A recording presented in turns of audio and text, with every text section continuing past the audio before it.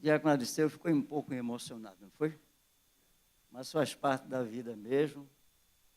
Bem, irmãos, eu quero agradecer, como eu gosto, primeiramente a Deus, dentro desses 34 anos, 35 nós vamos completar dia 15 de junho, mês 6, tanto como missionário e pastor, onde nós começamos a trajetória ali na cidade de Barreiras.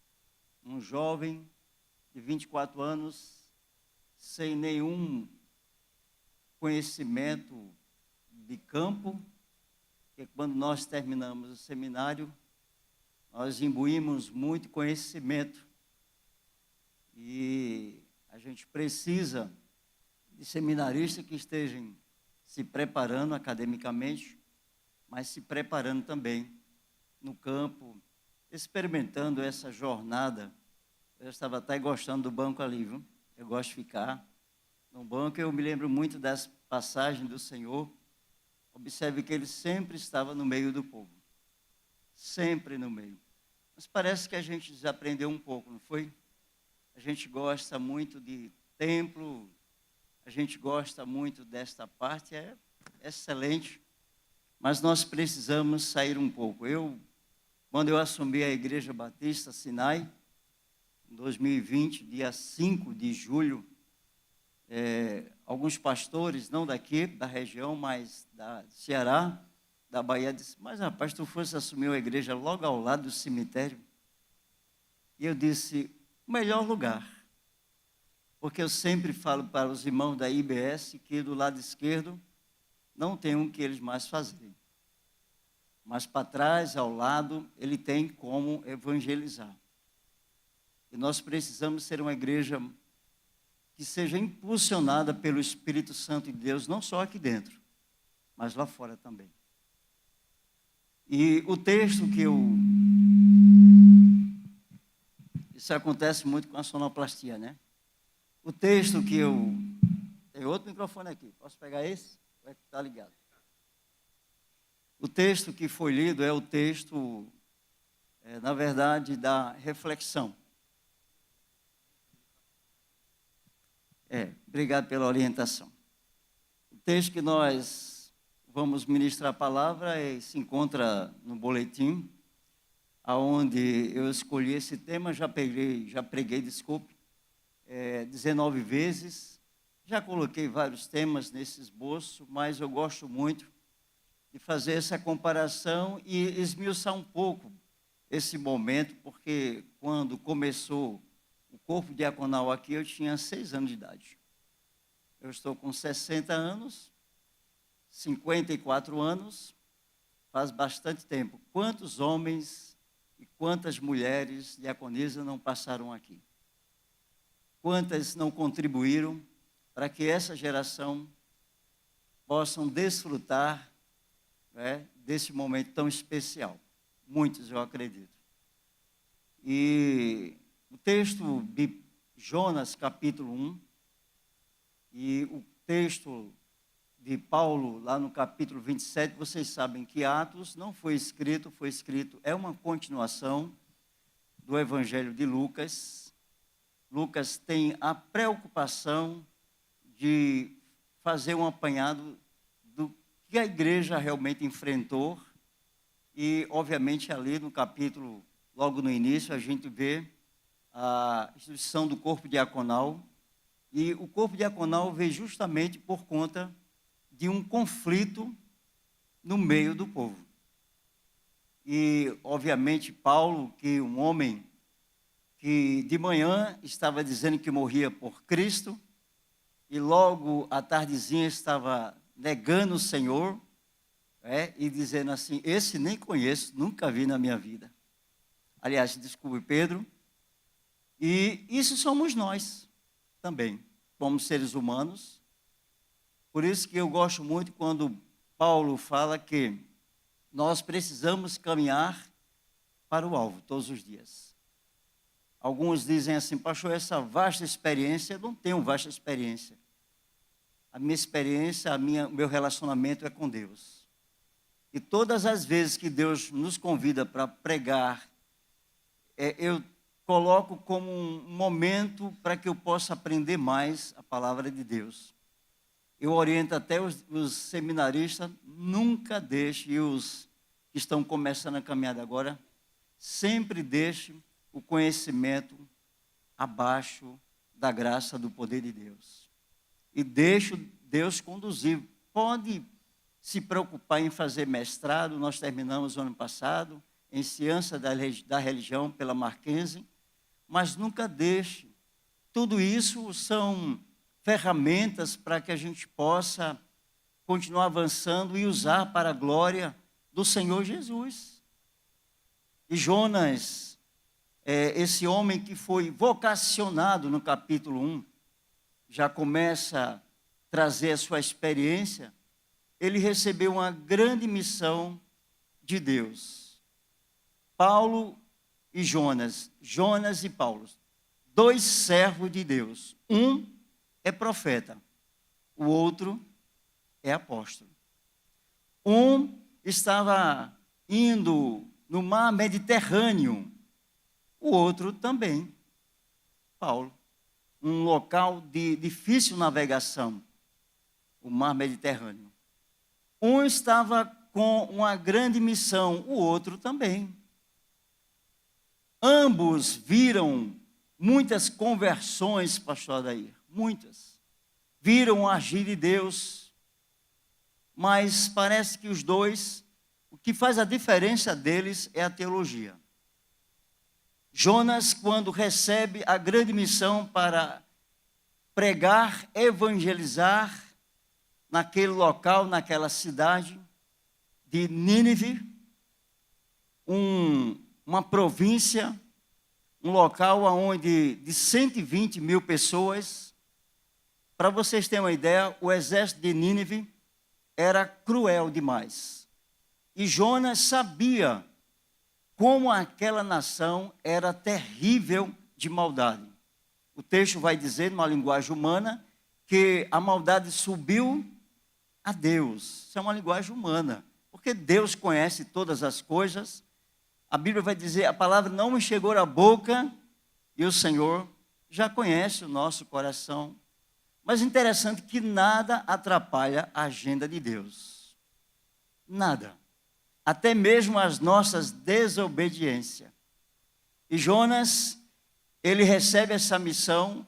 O exército de Nínive, quando ele tinha um prisioneiro, um soldado, a primeira coisa que eles faziam, se fosse 100, 10 mil, a primeira coisa que eles faziam era, com ferro feito um espeto, furar os olhos dos soldados. Primeiro, para que ele não fugisse. Quando eles pegavam a mulher, eles amarravam com as mãos para trás e ia perfurando toda essa parte do abdômen. Os homens também, eles também perfuravam o intestino dos homens, essa região, eles iam matando aos poucos. Era terrível esse exército. E, obviamente, Jonas sabia da maldade desse povo. Obviamente, ele também sabia como eles, os Nínive, oprimiram tanto Israel. E ele recebeu essa missão de evangelizar, de proclamar as boas novas ali, o poder de Deus, o amor de Deus. E Jonas faz o quê? Ele paga a passagem, uma embarcação, que era uma embarcação que levava mercadoria, mas para fugir da presença de Deus do que se aproximar de Deus. E foi embora. O outro também foi colocado em uma embarcação, só que como prisioneiro, Paulo, estava sendo levado para Roma, para ser julgado por César. Esse homem, mesmo como prisioneiro, faz questão de obedecer ao Senhor. Um homem que passou por muitas provações, vocês conhecem, esse homem, Saulo, que posteriormente passou a ser chamado Paulo, um homem que era um poliglota, bem preparado, foi criado ou até mesmo doutrinado aos pés do maior filósofo naquele momento ali. A Universidade de Coríntios, ou a Grécia desejou ter Paulo para ensinar. Um homem bem preparado. Pertencia ao Sinédrio, era homens contados da realeza, homens que era composto por 70 fariseus, ele pertencia ao Sinédrio ali. Um homem também que tinha ao mesmo tempo, por ser um cidadão também romano, porque nasceu na gestão ali onde Roma predominava. Então esse homem, ele também era um judeu, mas também tinha a cidadania romana. Dos romanos, ele recebeu a carta, se for possível até para matar. Porque não se podia matar ninguém, a não ser com a permissão de Roma, no caso ali, o exército estava ali, o imperador. Mas também ele tinha a autorização da cúpula religiosa para perseguir aqueles que não eram cristãos, porque não se chamava. O nome era aquele seguidor do caminho, que se referia àqueles que estão seguindo esse ensinamento do Senhor Jesus. Um homem extremamente ignorante, zeloso pelo judaísmo, é esse homem que posteriormente cai de um animal em caminho a Damasco, perseguindo ferozmente, a avassaladora arrancava e permitia que crianças, mulheres, homens fossem arrastados e aprisionados. E é esse homem que, no meio do caminho de Damasco, se converte ao Senhor e Salvador Jesus. E um homem que, conhecido por nós, de perseguidor, passou a ser o quê? Perseguido, porque do ano até 70, quem mais perseguiu o Senhor Jesus, o povo, foi a cúpula religiosa. Foi os próprios judeus. Do ano 70 para cima, quem massacrou a igreja primitiva, também caçando ferozmente, foi o Império Romano. Sem piedade.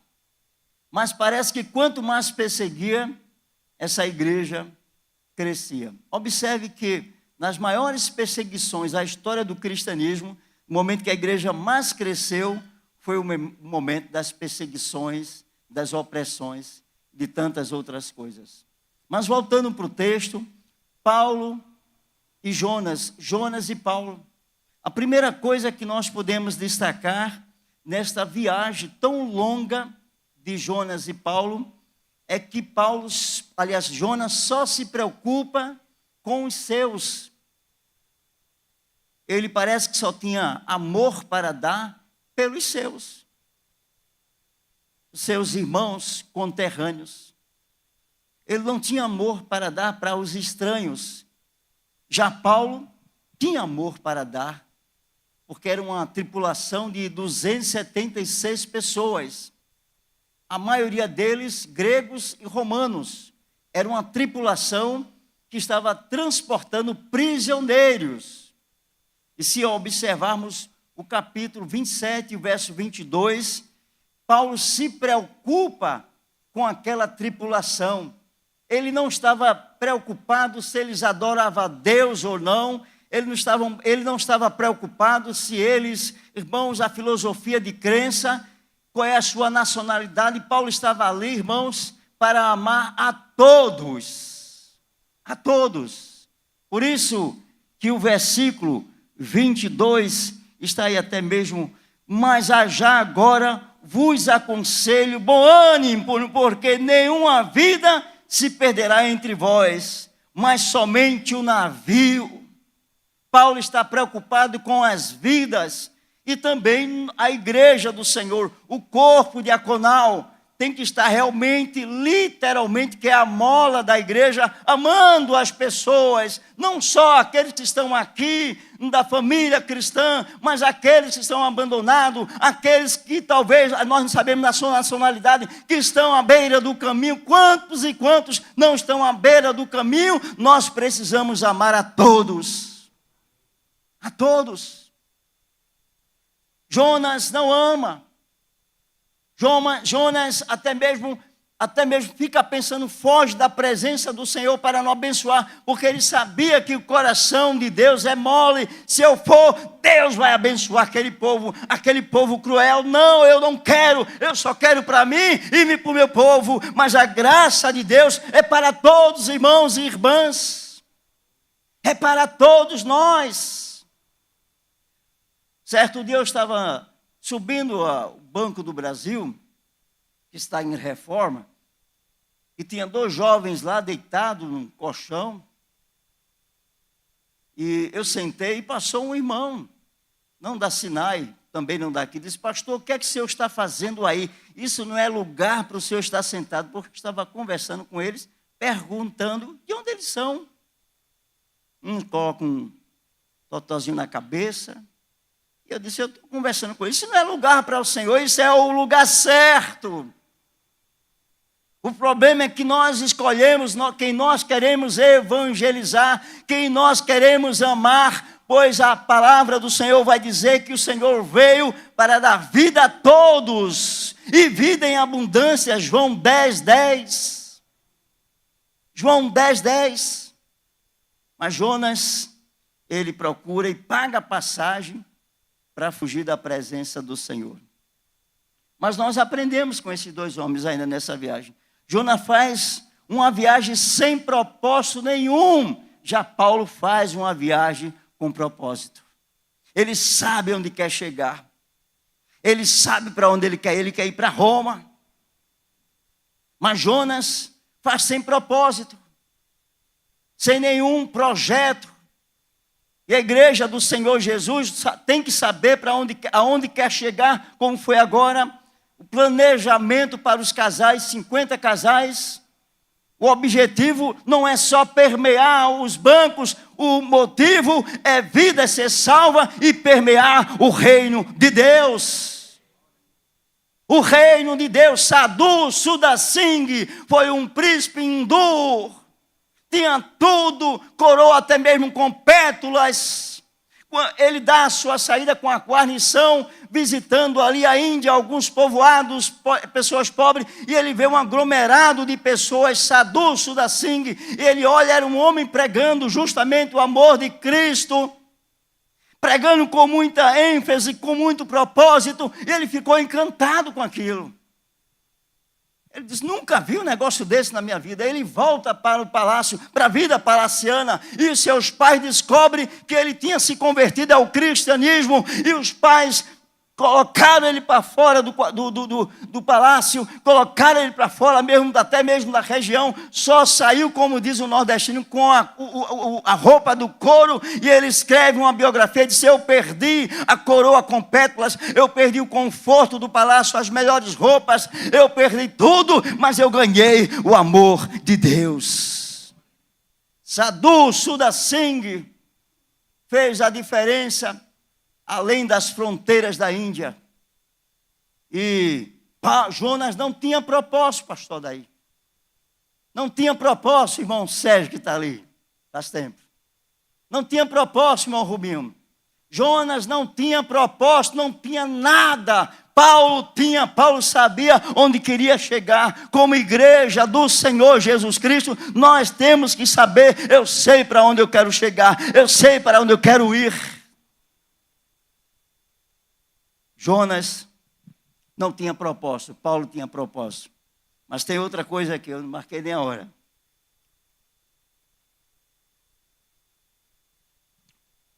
Terceira coisa, Jonas entra no navio para se alienar, para ficar totalmente alienado.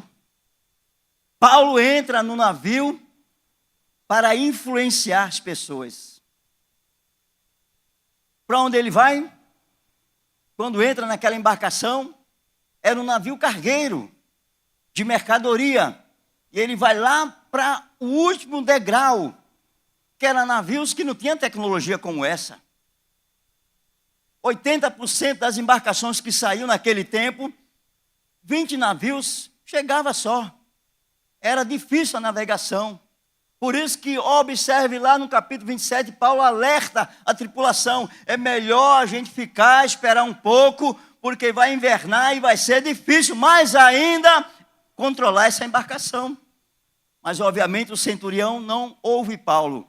Se você vai daqui, como foi o nosso irmão, professor, daqui para a Europa, Canadá, desculpe, ou também um grupo, a gente pode ir para qualquer lugar na Europa, e se chegar assim, olha, esse aqui é o piloto, e ele vai entregar esse aqui que está começando a aprender agora, você não, eu vou descer do avião. É a mesma coisa. Um marinheiro, um comandante, vai dar ouvido ao apóstolo Paulo? De forma nenhuma. E prisioneiro mais ainda. Mas a história se desenrola lá no navio.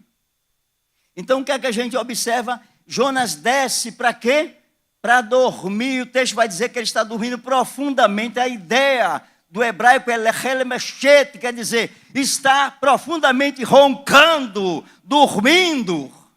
Ele não queria conversar com ninguém, ele não queria saber de ninguém, ele não queria saber de Deus, ele queria estar simplesmente, profundamente dormindo. E é o grande problema nosso também. Às vezes estamos sonolentos demais espiritualmente para o reino de Deus. Como diz um pastor norte-americano, Rick Warren, da Igreja Batista de Sanderbleck, uma das batistas que mais cresce. Hoje ela tem quase 40 mil membros. O homem faz cerca de quase 500 casamentos por ano. A Igreja de Sanderbleck, ele diz que antes de você fazer a obra do Senhor, deixe Deus fazer primeiro na sua vida, na nossa vida. Há uma preocupação desenfreada, queremos fazer a obra do Senhor, queremos se organizar, mas precisamos literalmente deixar também Deus fazer a obra nas nossas vidas. E Jonas está lá dormindo, roncando, a ideia do hebraico é essa. Mas Paulo não, Paulo sobe para influenciar as pessoas, a tripulação. As pessoas começam a observar que Paulo é um homem diferente e está como prisioneiro. E Jonas não é um prisioneiro. Mas eu quero dizer, até como prisioneiro, quem está em comunhão, relacionamento com Deus, faz a diferença. Claro que ninguém aqui é um prisioneiro. Observe quando Paulo é preso, leva uma bela surra. Ele quem? Que é jogado num cárcere. Quem lembra do capítulo 16? Silas. E eles levam a Pisa, porque ali era uma comunidade romana, e até mesmo pessoas ganhavam dinheiro em cima de uma jovem, espírito de adivinhação. E quando descobrem, e não é uma prática deles, eles são presos, levam um belo açoite, que era tipo quase que uma vara feita um cipó de goiaba, que era uma das torturas dos romanos, e coloca ele no calabouço, que ele não passava o esgoto da cidade. A mais, para piorar a situação, sentados, amarrados com a madeira, numa posição extremamente difícil, o sangue escorrendo. Esses homens talvez fiquem pensando um para o outro, Silas e Paulo, Paulo e Silas, não dá mais para eu seguir esse evangelho, eu não vou nem mais orar, eu não quero nem mais ir para a igreja. Não, eles começaram a louvar e cantar. Para a psicologia, para a humanista, coisa de louco. Mas a palavra do Senhor vai dizer, irmãos, que as coisas de Deus para este mundo, o sistema é loucura, mas para Deus é a glória dele. E eles estão cantando, mas até mesmo aqueles que estavam ouvindo aprisionados, irmãos, são libertos, talvez não da cadeia, mas na alma. E ali, irmãos, vocês sabem que houve um terremoto. Não me pergunte como foi o negócio daquele. Quando chegar lá no céu, vocês perguntem a Deus. Porque por mais que a gente venha esmiuçar a teologia, a gente tem coisas que a gente tem que ficar mesmo só, daqui para lá é só com ele. Se Deus dissesse, Jonas foi engolido por um guaru, eu acreditava. Porque ele é o Deus do impossível. Isaías capítulo 43, verso 13, parte B vai dizer o quê? Agindo Deus, ninguém impedirá. Ali você pode pegar no pé da palavra, agindo Deus, literalmente, ninguém pode impedir. Os médicos já disseram 19 vezes, seu filho essa semana morre. 19 vezes, já fez 15ª cirurgia. Pegou agora em dezembro uma hemorragia, ele não passa dessa semana. Eu disse, você tem conhecimento, estudou, eu entendo, mas a vida dele não está nas suas mãos, está nas mãos de Deus. Fanatismo, não importa quem quiser dizer, nós temos que saber entender que a palavra emunar é fé, é confiança em Deus, que é uma palavra de emu, que vem do hebraico. Para os judeus não tem fé, para os judeus é confiar ou não confiar. É confiança. Por isso que algumas pessoas, será que tu tem fé? Será que você tem confiança? Por isso que o salmista Davi, nos seus cantos, que confiam no Senhor, são como o monte de Sião, que não se abala, mas permanece para sempre. Então Jonas entra no navio e ali vai dormir. Paulo entra no navio e ali está bem acordado, influenciando outras pessoas. Jonas, quarta coisa, entra no barco e não ora. Paulo entra no barco e ora. Jonas, quando recebe a comissão, a missão de Deus, ele não ora. Desce para Jope, que hoje é uma das Tel Aviv ali, mais importante o bairro. E ali eles pagam, compra a passagem, não ora. Sobe no barco, não ora. Entra lá no barco, não ora. Vai para baixo dormir, não ora. Esse homem não ora em momento nenhum. Pedindo direcionamento de Deus, pedindo relacionamento de Deus para saber. Muitas vezes estamos assim também, esse sangue correndo de Jonas na nossa veia. Nós às vezes só queremos orar depois que a coisa acontece. Temos que orar antes. Nós estamos esse mês terminando agora. Quarta-feira vamos terminar a oração flecha. Nas quartas-feiras. Oração flecha é aquela quando o marido vai sair de manhã, talvez na sua mente, você, Senhor, protege ele. É uma oração flecha. Talvez você esteja dirigindo, Senhor, me protege aqui nesse trânsito. É uma oração flecha. Você vai atirando várias orações flechas, pedindo a Deus o direcionamento. E nós temos que orar mesmo.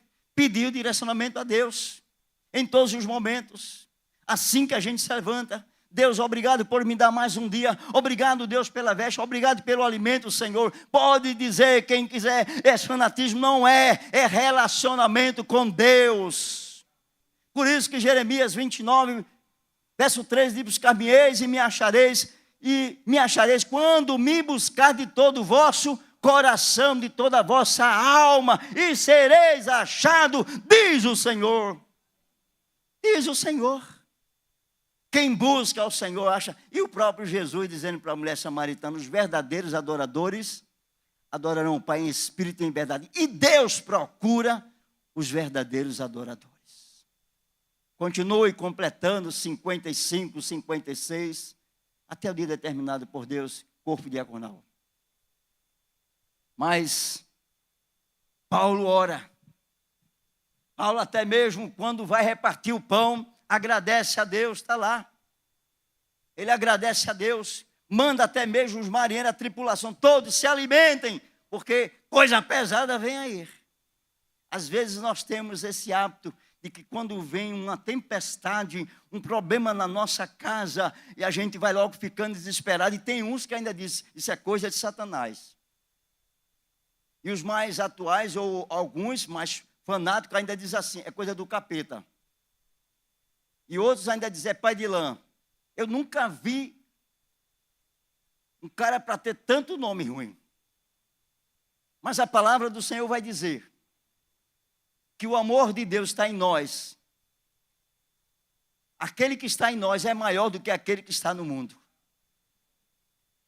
Irmãos, nós não precisamos dar cartaz para ele, não. Nós somos separados por Deus. A palavra santo é separado. E a palavra santificação é andar em retidão e se abster do mal. Os convites surgem todos os dias para você, aonde você estiver, e tudo contribui, o sistema contribui, tudo para que você não ore mais, para que você não leia a Bíblia mais, para que você não faça mais nada, e vive levando essa vida naturalmente, sem fazer nada, sem incomodar nem até mesmo nem o inferno, mas nós fomos separados, por isso que a palavra igreja é sair para fora no grego, avançar. Chega, nós precisamos caminhar, nós precisamos avançar. Então, Jonas, ele não ora, Paulo ora e abençoa a todos. Mas eu já estou terminando. Jonas se concentra e até mesmo na tempestade e diz: essa tempestade é por minha causa. Paulo, não. Paulo, quando vê a tempestade, é um fenômeno normal. É natural isso. Jonas já começa a se acusar, e ele sabia que era por conta dele mesmo, mas muitas vezes estamos assim também, irmãos. Tudo acontece e a gente tem aquela síndrome de dizer, de Adão e Eva, né? E cada um jogando para si. Não foi eu não, foi ela. Que tem uma síndrome. Dentro de casa a gente encontra muito isso nas famílias, né? Quando erra, foi fulano. Só faltou a serpente dizer assim, não foi eu não, foi fulano. É uma síndrome. Por que tu fizesse, não foi eu não, foi a mulher que só me deu. Não tenho nada a ver com isso. Já deletei lá no notebook, não tenho nada a ver com isso. Aí ela diz, não foi eu não, foi a serpente que me enganou. Só faltou a serpente também dizer, também não foi eu não. Nós temos que parar com isso e assumir as nossas responsabilidades. Pisou na bola, errou, achou daí. Nós temos que assumir. Todos nós, como igreja. Por isso que a palavra do Senhor vai dizer que a palavra de um crente, de um servo de Deus, uma serva de Deus, é sim, sim ou não, não. E Paulo, ele não fica jogando a culpa para os centuriões, não, Paulo não vai jogar a culpa para ninguém. Paulo disse, não se preocupem, é uma tempestade. Agora vocês precisam se preparar, se alimentar, porque coisa pesada vem aí. Já Jonas não, é por minha causa. Mas também a gente aprende outra coisa interessante. Jonas quer se jogar no mar, ele quer morrer. Já Paulo está apaixonado pela vida. Paulo está entusiasmado, Paulo quer viver. No início de abril agora, eu quase que desço mesmo, desembarco, viu? Eu até agradeço pela culto de oração matutino, lá de Chechel também. E, olha, eu peguei uma pneumonia bacteriana. E eu passei 4 dias mal. Eu disse para minha filha, Thalita, que ela passou no concurso agora há pouco, a caçulinha do Recife. Aí disse, venha-se embora, minha filha, venha. E a esposa também não poderia sair, porque ela atende 8 autistas no colégio, Mar de Deus, em Boa Viagem. E ela veio, pediu licença lá, veio para cá, eu disse, me leve, me interne imediatamente. Mas ela foi embora na quarta, na quinta eu dei uma piorada, e eu me lembro que eu senti que eu ia desmaiar, e eu sentei no chão, e ali eu fiquei conversando com Deus, se for agora, Senhor, olhe, obrigado pelos 34 anos, obrigado pela primeira esposa, pela vida do Leandro e Adriano, obrigado pela vida da Stephanie, que é uma filha do coração, que é advogada, está em Minas Gerais, obrigado pela vida da caçulinha, obrigado, Senhor Deus. Nós temos que agradecer ao Senhor, por isso que Balzac, o pensador, ele diz que a gratidão é como o licor do Oriente, guardado em corações, mas também, aliás, guardado em vasilhas de ouro, mas também guardado nos nossos corações. Nós temos que ser gratos ao Senhor sempre. Então, Jonas quer morrer, Paulo, ele quer viver. Ele está apaixonado pela vida. Ele diz, ninguém vai se perder aqui, não se preocupe. Um anjo me visitou nessa noite e disse que nem um fio de cabelo vai se perder de vocês. Pode ver que Paulo influencia todos, uma tripulação. Paulo tem estabilidade, Paulo sabe para onde vai, Paulo ora, Paulo sabe o que quer, irmãos. Muitas vezes estamos perdidos na igreja. Nós temos que saber entender que nós precisamos todos os dias, irmãos, independente da hora, seja a hora que for, não importa, precisamos continuar caminhando para o alvo, precisamos continuar caminhando, irmãos, e olhando unicamente para o Senhor. Temos obrigações, Algumas pessoas estão na universidade, nós temos os nossos sonhos, nós queremos ir galgar, ir mais longe, mas não deixe de olhar para o Senhor Jesus. Não deixe. Jonas, ele quer se jogar no mar, ele quer morrer. Verso 1, 12. Paulo não. Paulo quer viver. E para terminar, Jonas perde o respeito de todos. Ninguém respeitou Jonas. Observe que o comandante desce e diz: o que é que você está fazendo aí? Todos nós estamos orando, cada um seu Deus, pagões. Repreende Jonas. Chama a atenção dele. Quem é você? Todos estão orando. De onde você veio? Você está aí cochilando, dormindo, mas os outros marinheiros estão buscando, clamando. Ele até mesmo pede o respeito de todos. Mas Paulo não. Paulo conquista o respeito de todos. Verso 25 do capítulo. Ele conquista o respeito de todos. E para finalizar, Jonas é vomitado em Nínive. Sai pregando 40 dias uma mensagem terrível. Um profeta desobediente. Um profeta cheio de ódio na alma, no coração.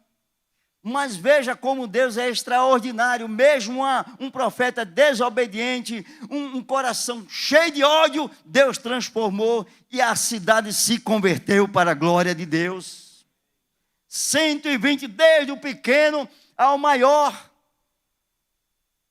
E para completar, ele sobe no local bem alto e fica até mesmo querendo ver que Deus desça fogo, condenação para aquele povo.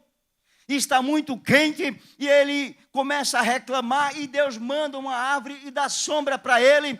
E daqui a pouco ele começa a agradecer, fica alegre, mas no outro dia vem um verme e consome toda aquela planta e começa o sol bater de novo nele e ele começa a reclamar, se angustiar e Deus: é razoável essa tua ira, Jonas? Ele é razoável até a morte.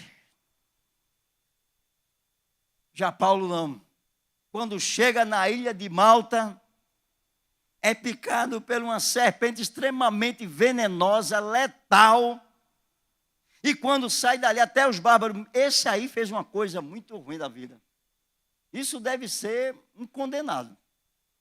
E ele sai dali e joga aquela víbora no fogo, e quando sai dali, vai visitar o pai do prefeito, ora, cura, começa a evangelizar os bárbaros, começa a curar, pregar, irmãos. Passou 3 meses esperando outra embarcação, evangelizando, e deixou uma igreja implantada ali.